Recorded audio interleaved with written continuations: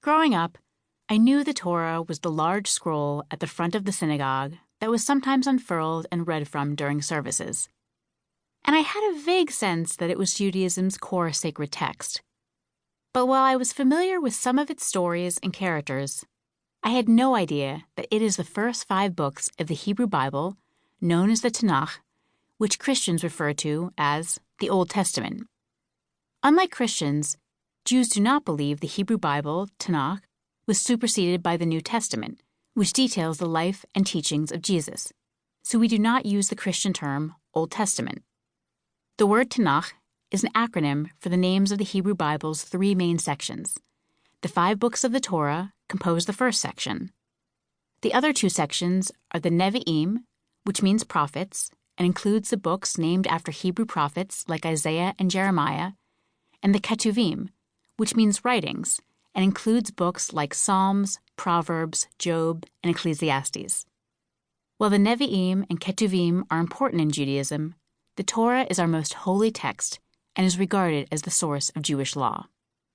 When I first read the Torah as an adult, and I learned that just about all of Judaism is rooted in its words, that did not exactly fill me with confidence. I found parts of it to be moving and relatable, but with its bizarre rituals, fallible characters, supernatural occurrences, and not so warm and fuzzy God, the Torah did not strike me as an ideal text upon which to base a major world religion. I've since come around and now understand that the Torah is filled with revolutionary ideas, deep insights into the human condition, and profound moral wisdom. But getting there was a process, one I went through with many aspects of Judaism I encountered, from skepticism or disdain, to gradual comprehension and grudging appreciation, to outright appreciation, and often something that feels like love. The Torah's plot. In my skepticism and disdain phase, I read the Torah mainly for plot, as a quasi-historical account of the exploits of my ancestors. Read this way, the Torah goes something like this. Book 1, Genesis. Creation story number 1. God brings the world and humans into being in 6 days via a series of verbal commands, and then rests on the 7th day. Creation story number 2. God creates Adam out of the dust of the earth, breathes life into him, settles him in the Garden of Eden, forbids him to eat from the tree of knowledge of good and evil, and creates Eve from his side, or from his rib.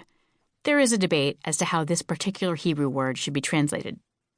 Adam and Eve eat from the forbidden tree, and God expels them from the garden. Adam and Eve have 2 sons, Cain and Abel. God accepts the sacrifice from Abel and not Cain. Cain becomes jealous and kills Abel. People multiply on earth and behave badly. God sends a flood to wipe out everyone but a man named Noah, his family, and a select group of animals. God then makes a covenant with all humankind and animal kind never to do so again. God tells a man named Abram to leave his native land of Mesopotamia for a new land, the Promised Land, known as Canaan, which his descendants will inherit, and God declares that they will become a great nation. Abram does so, along with his wife, Sarai.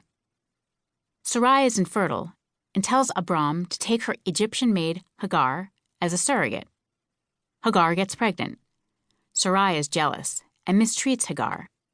Hagar runs away. God comforts Hagar and tells her to return. Hagar gives birth to Ishmael. God helps Sarai conceive, at the age of 90, and changes her name to Sarah and Abram's name to Abraham. God threatens to kill all the inhabitants of Sodom and Gomorrah because of their cruelty and immorality, not, as some later claimed, because they are gay. Abraham pushes back on God, convincing God to relent if there are at least 10 righteous men to be found. There aren't. God goes through with God's plan. Sarah gives birth to Isaac.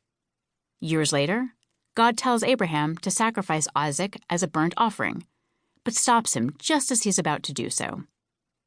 Isaac grows up, marries Rebekah, and they have twin sons, Jacob and Esau. Jacob gets Esau, who came out of the womb first, to give up the inheritance due to him as the firstborn son, and then, at Rebekah's urging, swindles him out of an important deathbed blessing from their father. Esau vows revenge, and Jacob flees to his uncle, Laban. Jacob falls in love with Laban's daughter, Rachel, is tricked by Laban into marrying his other daughter, Leah, but then marries Rachel too.